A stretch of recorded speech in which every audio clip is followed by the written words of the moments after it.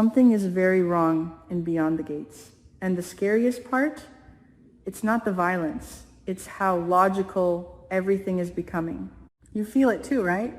At first, this world looked chaotic blood markets, hidden identities, underground deals. But now, the chaos is organizing itself. Systems are forming. Power is shifting. And suddenly, every move feels calculated, inevitable, almost too clean. Let's talk about it. The situation right now and why it's escalating fast.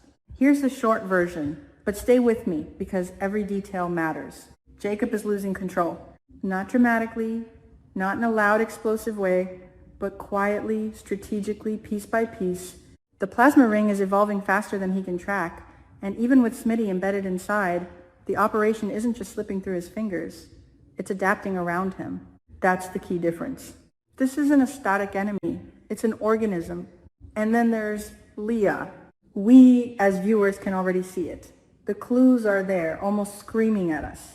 Leah is the woman Jacob is searching for, the shadow behind the system, the mind orchestrating the expansion of the red market. But here's the twist. Only we know. Jacob doesn't. And that gap, that's where all the tension lives. Because every time Jacob gets close, every time he analyzes a detail, every time he thinks he's narrowing it down, he's actually just circling around Leah, never quite seeing her. It's frustrating, it's brilliant, and honestly, it's kind of painful to watch. The most dangerous kind of power. Let's pause here, because Leah might be one of the most terrifyingly well-written characters in this phase of the story. Not because she's loud, not because she's visibly dominant, but because she understands timing. While Jacob is reacting, Leah is anticipating. While others are trying to survive the system, she's redesigning it. Think about what she's doing right now. She sees the instability in the red market not as a threat, but as an opportunity. A moment to pivot, to expand, to restructure the plasma network into something bigger, cleaner, harder to trace. And then she makes the move that changes everything. She shifts operations into Leslie's newly opened hospital. Let that sink in. A hospital, a place built on trust, care, healing, being quietly transformed into a node in an underground plasma trade network. It's not just strategic, it's symbolic. And honestly, it's genius in the darkest way possible. Because who would suspect it? Who would look at a struggling free clinic and think, this is the center of a criminal evolution? Leah doesn't just hide in the shadows. She hides in plain sight. And that's why she's winning. Jacob's problem isn't intelligence, it's position. Let's be fair to Jacob. He's not incompetent, not even close. He's observant, careful, and deeply committed. He notices the small details. He understands patterns. He's doing everything a good investigator should do. So why is he failing? Because he's always one step behind the structure of the system. He's trying to solve a puzzle while Leah is still changing the shape of the pieces. And that creates a fundamental imbalance. Take Smitty, for example. On paper, Smitty should be Jacob's advantage. A man on the inside, feeding information, helping dismantle the operation from within. But in reality, Smitty becomes a liability. Why? Because infiltration only works when the system is stable enough to be mapped. But this system isn't stable. It's evolving.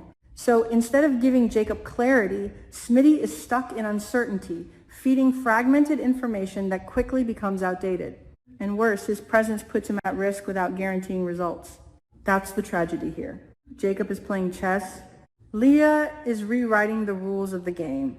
Respect recognizes power. Now let's talk about Joey. Because his reaction might be one of the most revealing elements in this entire arc. Joey is not easily impressed. He operates in the same dangerous world. He understands risk, profit, power. He knows what it takes to run a high-stakes operation. And yet even he is shocked by the scale and precision of the plasma network. He doesn't just acknowledge it. He respects it. That's huge.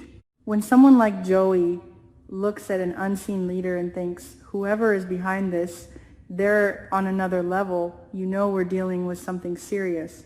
But here's where it gets interesting. Joey doesn't know it's Leah. And if he did, would he still respect her? Or would that respect turn into fear? Or even rivalry? Because let's be honest, two predators in the same space don't stay neutral forever. Leslie's clinic, the perfect weak point.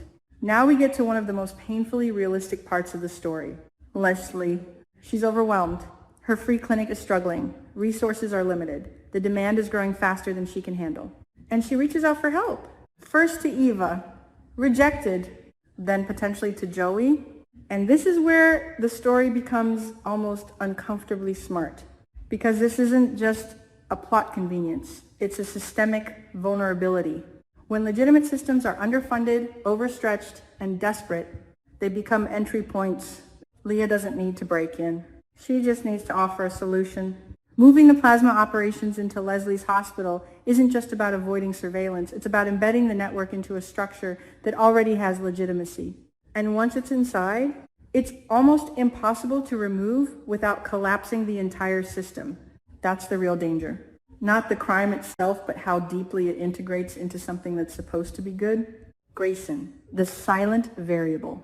And then there's Grayson, or maybe I should say the unknown, because everything around him feels incomplete, undefined, suspicious. Jacob knows it too. That's why he warns Ashley to stay away from Grayson. But here's the problem. Warnings without proof don't protect people. They isolate you, and that's exactly what happens. Grayson realizes where the warning came from. He understands that Jacob is interfering in his personal life, and he reacts the only way someone like him would. He cuts off cooperation. Just like that, Jacob loses access to a potential source of information. Not because he was wrong, but because he moved too early. And this is where the writing gets really sharp. Because it raises a difficult question. Is it better to act on suspicion or wait for certainty? Jacob chooses to act, and it costs him Marcel and Elon, the next domino. Now let's shift focus to Marcel. He's operating under Elon's orders, moving through the system, following instructions, but not necessarily seeing the full picture. And here's the tension. Marcel knows Leah, not as a criminal mastermind, but as a friend. So what happens when those two realities collide? If Marcel discovers the truth that Leah is the very person being hunted, he won't just be facing a tactical decision. He'll be facing a moral one. Does he follow orders? Or does he protect someone he trusts? And more importantly, can you even separate those two things in a world like this? Because in Beyond the Gates, loyalty isn't clean. It's layered, complicated, dangerous. The bigger picture, a system that feeds on itself. Let's step back for a second. Because what we're seeing isn't just a story about individuals. It's a story about systems. The red market isn't growing because of one villain. It's growing because every part of the environment allows it to. Overwhelmed clinics, fragmented investigations, misaligned loyalties, information gaps, strategic patience from the top. Leah isn't creating chaos. She's organizing it, and that's why she's so effective. So what's the real conflict here? It's not Jacob versus Leah. Not really. It's reaction versus anticipation. It's a man trying to understand a system versus a woman who already does. And unless something changes dramatically, structurally, Jacob isn't just going to lose. He's going to realize he was never actually ahead. If Jacob doesn't catch up soon, the plasma network won't just survive. It will become untouchable. And the most unsettling part, by the time he finally sees Leah for who she really is, it might already be too late to matter.